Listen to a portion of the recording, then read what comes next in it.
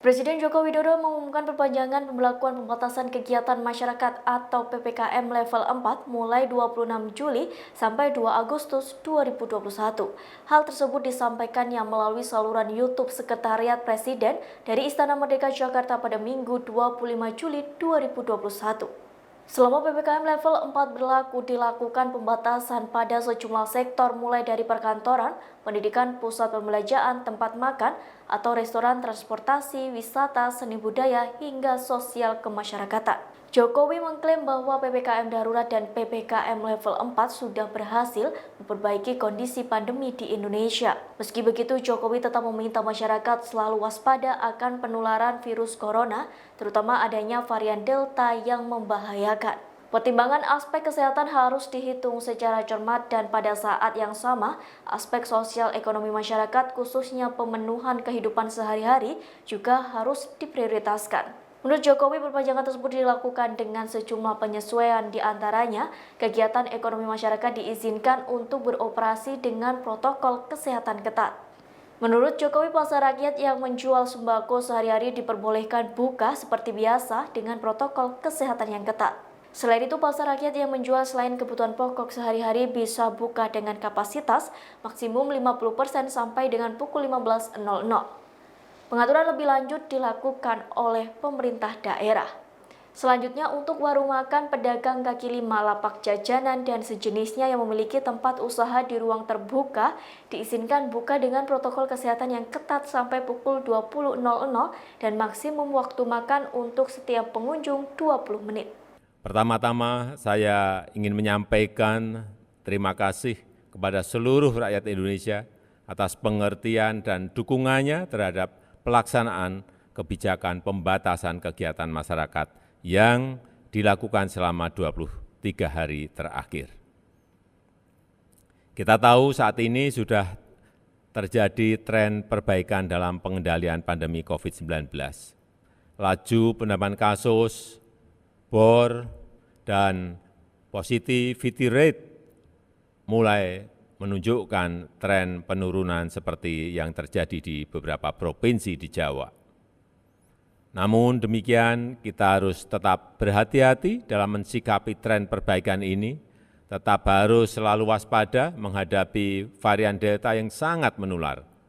Pertimbangan aspek kesehatan harus dihitung secara cermat, dan pada saat yang sama, aspek sosial ekonomi masyarakat, khususnya pemenuhan kebutuhan hidup sehari-hari juga harus diprioritaskan.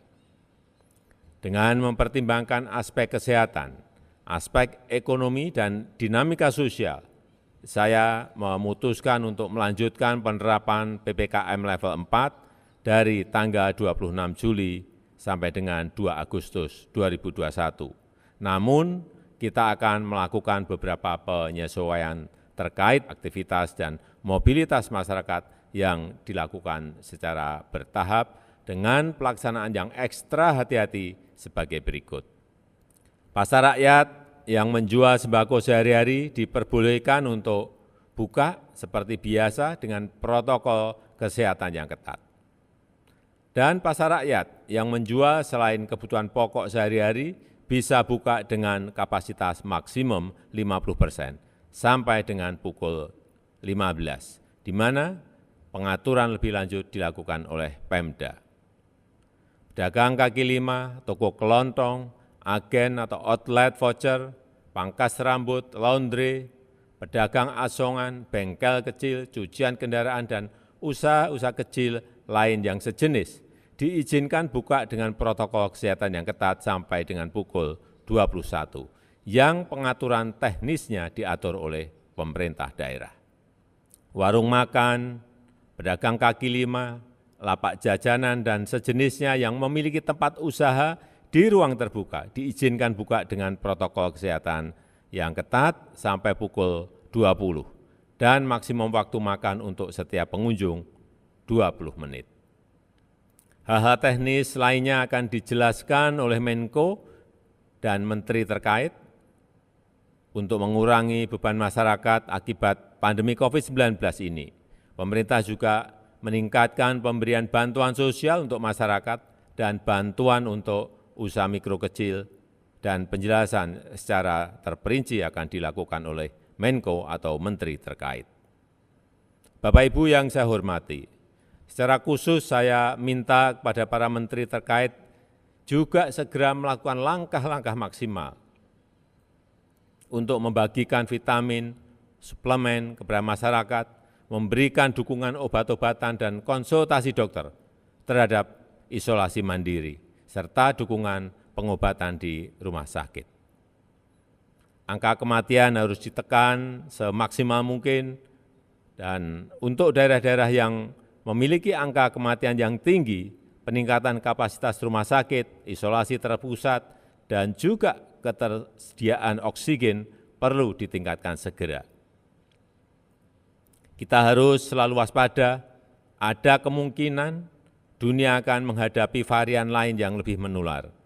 Oleh karena itu, saya memerintahkan agar testing, tracing bisa ditingkatkan lebih tinggi, dan respon treatment yang cepat untuk menekan laju penularan dan meningkatkan angka kesembuhan. Penerapan protokol kesehatan yang ketat, serta peningkatan testing, tracing, dan treatment akan menjadi pilar utama penanganan COVID-19 ke depannya. Memakai masker dan menjaga jarak harus terus dilakukan. Terakhir, saya mengajak seluruh lapisan masyarakat, seluruh komponen bangsa untuk bersatu padu dan bahu-membahu melawan COVID-19 ini. Dengan usaha keras kita bersama, insya Allah kita bisa segera terbebas dari COVID-19. Dan kegiatan sosial ekonomi masyarakat bisa kembali normal. Terima kasih. Demikian Tribunnews Update kali ini, nantikan berita yang lainnya hanya di kanal YouTube tribunnews.com. Terima kasih sudah nonton, jangan lupa like, subscribe, dan share ya.